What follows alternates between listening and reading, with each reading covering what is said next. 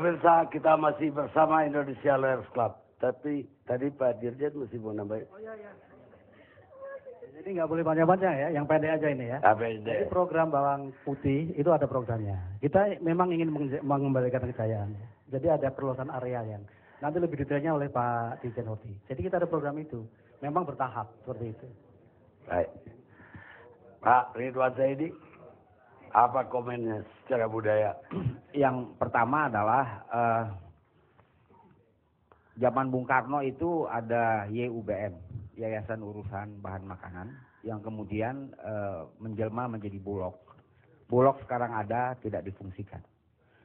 Departemen Pertanian dia semacam berkhayal. Kalau sudah gini hari baru mau berbicara tentang swasembada. Itu berkhayal karena masa waktu mereka tinggal setahun lebih dikit.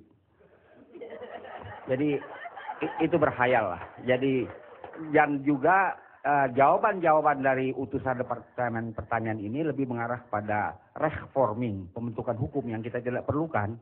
Yang diperlukan adalah apa tindakan Anda terhadap legalisasi smoker, legalisasi penyelundupan yang terjadi di Tanjung Priok. Itu nggak ada, ya kan? Lalu seperti halnya dengan daging, istilah ini belum disebut. Ini dengan tertangkapnya Lutfi Hasan Ishak, kemudian Fatana bukan PKS, lalu Ridwan bukan PKS tapi putra Ketua Dewan Syura. Dia tidak ditangkap tapi diperiksa terus-menerus. Ini terlihat ada relasi antara orang luar departemen dengan orang departemen. Dan relasi dalam hal daging ini juga terjadi pada bawang merah dan bawang putih. Kenapa bawang merah harus impor kalau kita punya produksi 90%? Yang 10% itu menjadi fungsi predator repricing akhirnya. Di tempat pengepulan dihajar bawang Cina. Anjlok dia pas panen. Jadi anjlok kan. Jadi tidak ada niatan yang baik dari Departemen Pertanian bersama Departemen Perdagangan untuk melindungi rakyat Indonesia. Tidak ada sama sekali. Tidak ada. Mereka bekerja sama dengan calo-calo, dengan tukang-tukang catut yang bergentayangan. Bukti ada, Lutfi Hasan sudah tersangka. Dia bukan orang Departemen Pertanian. Dan ini mekanisme seperti ini terjadi juga pada pada bawang putih dan bawang merah. Hari ini di Pasar Bintaro di tempat saya tinggal, bawang merah itu 50.000, maaf. Ada 42, 44 dan 50.000. Bawang putih 50.000 dan ada yang 70.000. Jadi kisah bawang merah bawang putihnya Pak Sujiwo Tejo sudah tidak relevan. Karena bawang merah dianggap si buruk karena murah, bawang putih dianggap si baik karena mahal. Sekarang bawang putih dan bawang merah sama. Jadi itu dongeng harus dikonstruksi ulang. Jadi karena itu menurut saya, yang pertama harus dilakukan adalah Menteri Suswono harus diperiksa secara intensif. Harus diperiksa secara intensif, nggak bisa. Dia adalah orang yang bertanggung jawab terhadap kehancuran dunia pertanian Indonesia. Maaf ya, dia orang PKS.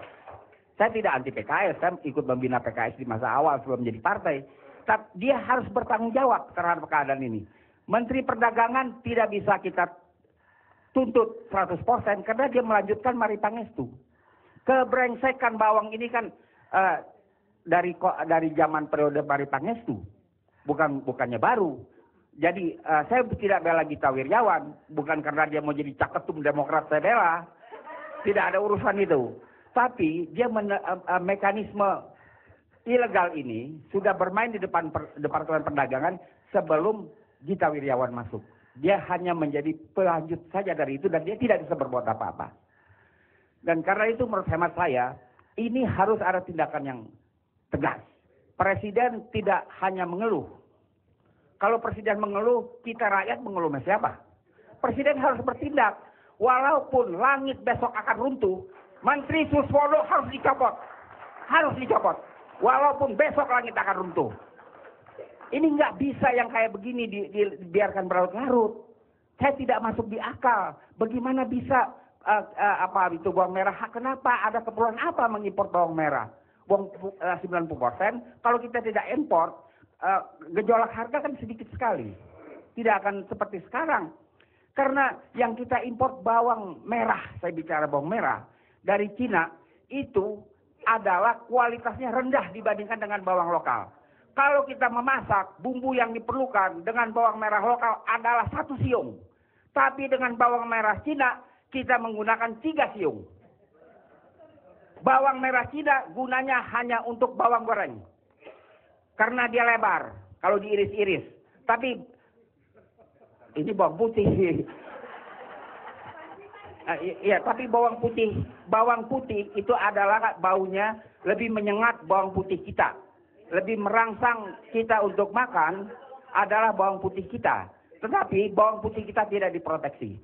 Khayalan Departemen Pertanian itu udah nggak ngudak lagi. Baru mau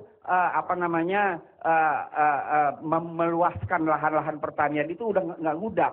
Sekarang mengakulah Anda bahwa Anda bersalah dan bertanggung jawab terhadap kesalahan itu. Jangan hanya mengatakan disuruh menjawab pertanyaan, Anda bilang ini bisa sampai malam, ini bisa sampai pagi. Kita paling lama jam 11 lewat 10. Kita ini orang yang bisa mengatur manajemen percakapan. Tidak mungkin sampai pagi. Pak Sujiwo Tejo Dalang aja cuma 15 menit.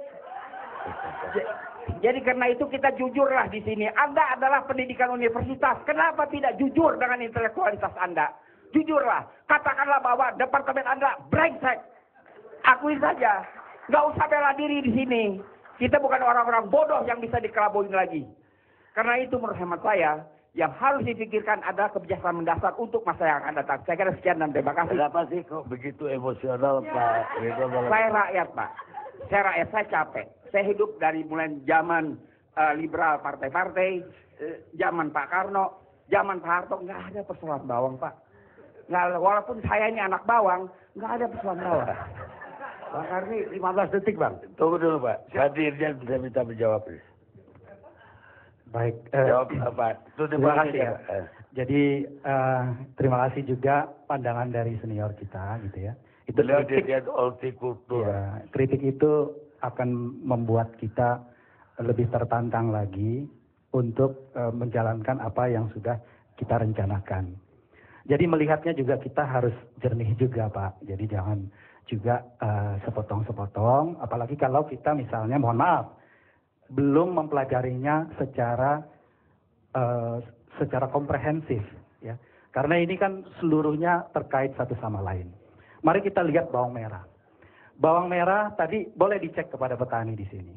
Bawang merah itu di Indonesia itu siklus produksinya adalah di triwulan 1 dipastikan turun. Karena baru melewati musim hujan. Jadi musim hujan mereka tanam padi, Pak. Kalau mereka tanam bawang, ya hancur. Ya, hancur. Jadi memang secara alamiah di triwulan 1 produksi rendah. Tetapi ketika masuk ke triwulan 2 dan 3, dia akan meningkat melebihi kebutuhan bulanan kita yang 80 sampai 85 ribu ton per bulan. Ini bawang merah. Itu sebabnya tadi Pak Narto dari Dewan Bawang mengatakan ini bisa kita lakukan apabila kita punya gudang pendingin. Jadi kelebihan pada saat puncak produksi, karena dia produksinya huruf U terbalik Pak. Ya. Kelebihan ini, gunung U terbalik ini kita ambil, kita masukkan ke gudang pendingin, kita pakai untuk triwulan. Kenapa kita agak siapin itu gudang pendingin?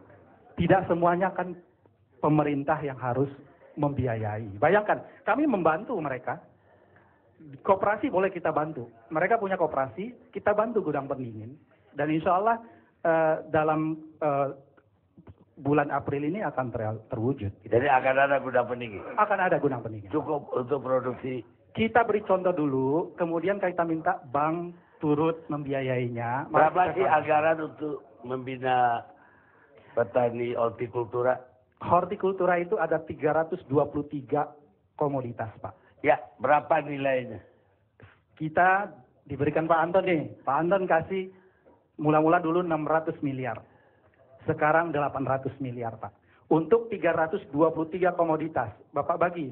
800 bagi 323. Tapi semua komoditas butuh cold storage. Hampir Ada seperti semua kan? Karena ini dulu perishable, Pak. Perishable. Baik, Pak. Ya. Saya mau ke Pak Dipo dulu. Malam, Pak Dipo. Malam Pak Karni. Pak Dipo, ini berkembangnya luar biasa. Bermula sebenarnya dari laporan Pak Dipo ke KPK. Dan saya nggak tahu apa yang Pak Dipo laporkan.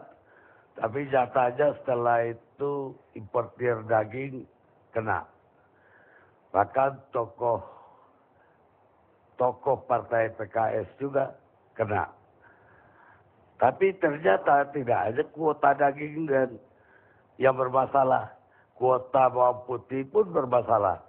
Sehingga akibatnya tidak hanya pedagang-pedagangnya rugi, tadi ada yang menjerit-jerit di sini. Tapi yang jelas rakyat membeli daging termahal di dunia. Membeli bawang termahal di dunia. Beli kedelai termahal juga. Sehingga tahu juga mahal sekarang. Tempe juga mahal. Buah pun mahal.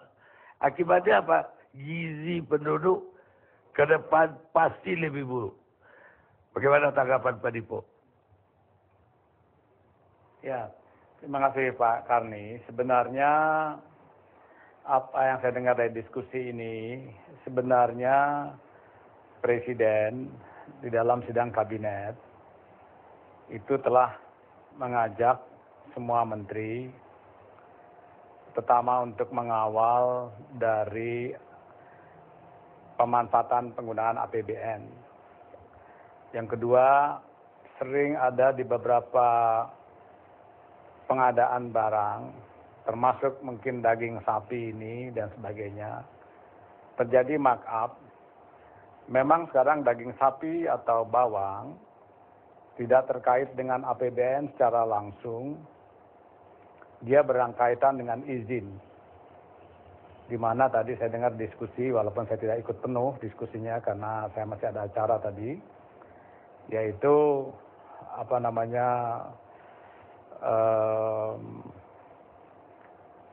dari barang-barang tersebut ada yang dimanfaatkan oleh pemburu rente. Tadi saya sudah dengar itu. Jadi ada permainan-permainan dengan pengusaha.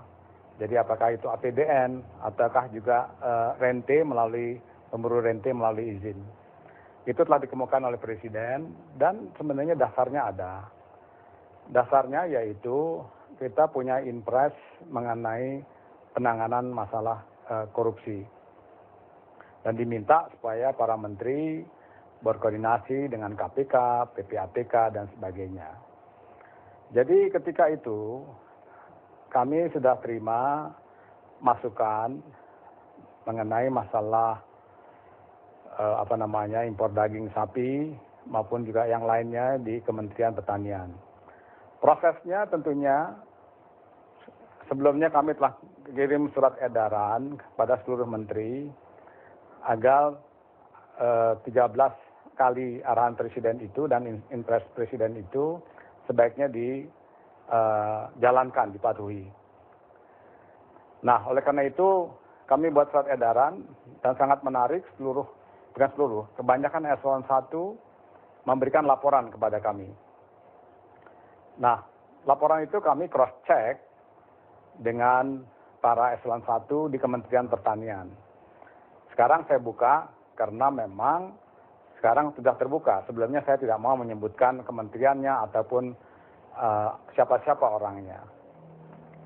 Tapi yang menarik adalah setelah sekarang KPK melakukan penahanan-penahanan atau tersangka statusnya, nama-nama itu di dalam laporan daripada eselon 1 yang saya cross check, itu nama-nama yang sekarang ada yang diperiksa di KPK. Jadi sebenarnya itu yang sekarang, tapi saya tidak mengatakan bahwa informasi itu di KPK adalah berasal dari saya. Tentunya KPK lebih canggih daripada laporan-laporan itu. Oleh karena itu kami telah mengundang juga Menteri Pertanian, di mana saya sebagai Sekretaris Kabinet dan Pak Sudi sebagai Menteri Sekretaris Negara. Kami menginterview mengenai masalah laporan-laporan ini. Itu sebelum Pak Lutfi Ishak ditahan untuk sebagai tersangka kejadiannya. Kami jelaskan sama Menteri Pak Suswono agar langkah-langkah diambil untuk ditertibkan. Kemudian untuk supaya jangan eselon 1 yang setelah melapor itu tidak dilaksanakan, ya saya serahkan pada KPK. Karena sekretaris kabinet atau sekretaris negara itu kami bukan polisi, bukannya KPK. Biarlah KPK yang memeriksa.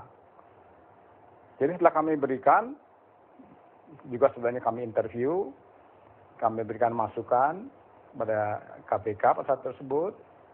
Yang saya terkejut adalah kami telah memberitahukan semacam warning, terjadi hal-hal seperti ini juga. Saya agak terkejut dan menyesalkan kenapa telah diberitahu toh terjadi juga itu. Sampai akhirnya ya saya tidak tahu apakah itu ketangkap tangan atau bukan. Tapi kan toh sekarang tersangkanya udah ditahan gitu loh. Jadi sebenarnya kami mengingatkan pada diri kami sendiri, pada para menteri, kerabat yang lain, maupun juga pada eselon 1, marilah kita kawal, jangan kong kali kong dalam masalah APBN, yang menderitakan nih rakyat itu. Kemudian permen, ya. Kalau memang sudah melihat gejala tadi, kalau sampai Presiden kemarin koreksi keras, solusinya yang penting, bukan debate-nya antara kementerian. Semua permen-permen yang turunan itu kan adalah untuk rakyat. Bukan rakyat untuk permen itu dibikin terbalik gitu loh. Mesti ada langkah yang cepat begitu. Jadi inilah yang saya himbau juga. Saya senang mendengar debat hari ini di ILC. Saya terima kasih pada Pak Karni dan kawan-kawan yang hadir di sini. Supaya tambah jelas. Saya mengajak, tadi saya dengar para dirjen mengemukakan beberapa alasan-alasannya. Tapi langkah-langkah ini perlu segera diambil. Mudah-mudahan harga bawang putih turun, demikian juga daging juga, dan penyelesaian-penyelesaian selanjutnya. Saya juga setuju tadi di Kementerian Pertanian ada, di Kementerian Perdagangan yang Pak Ridwan Saidi bilang itu betul juga ada saya kira. Ingat ketika kasus gula ilegal dari Nurdin Halid. Yaitu di Departemen Perdagangan itu terjadi. Ya masih ada Bapak aktor-aktor yang seperti itu barangkali. Mudah-mudahan ini tetap saya minta perhatian pada rekan menteri dan para dirjen juga saling mengingatkan untuk mengoreksi gitu. Cuma saya ada hal yang saya tertarik Pak Karni kalau boleh. Ketika Pak Lutfi itu ditahan, anggota Komisi 6 Dewan Syuro, Pak Refriansah kalau tidak salah namanya, mengatakan KPK itu bukan malaikat. Kami berharap supaya Pak Lutfi bisa bebas. Pak Karni saya juga nggak tahu. Yang disebut sekarang bahwa KPK bukan malaikat dan diharapkan bisa bebas, apakah ini bentuk intervensi? Secara harafiah memang betul. KPK bukan malaikat. Tapi kalau disebut KPK ini seorang malaikat, apakah bisa diintervensi? Ini juga menjadi perhatian publik sekarang, bahwa dengan mengharapkan bisa bebas dan sebagainya, itu jadi perhatian saya juga tuh Pak Karni. Menarik itu saya kira, apakah memang KPK itu bisa diintervensi oleh beberapa pihak gitu loh. Saya kira gitu Pak Karni. Cuma tadi ada imbauan Pak Ridwan Saidi Pak, bahwa Pak Presiden jangan sekedar mengimbau, tapi bertindak dia minta. Ya saya kira barangkali tunggu tanggal mainnya aja lah. Tapi mungkin bisa disampaikan ke Presiden dari beliau Pak. Ya saya sampaikan, pasti. Terima kasih. Tapi kan kita juga menghormati. Kita menghormati hukum. Tapi apa yang Pak Ridwan Saidi, kawan saya, kemukakan, saya bisa paham dan mengerti. Terima kasih Pak Menteri. Selamat malam. Terima kasih. Kita rehat sejenak.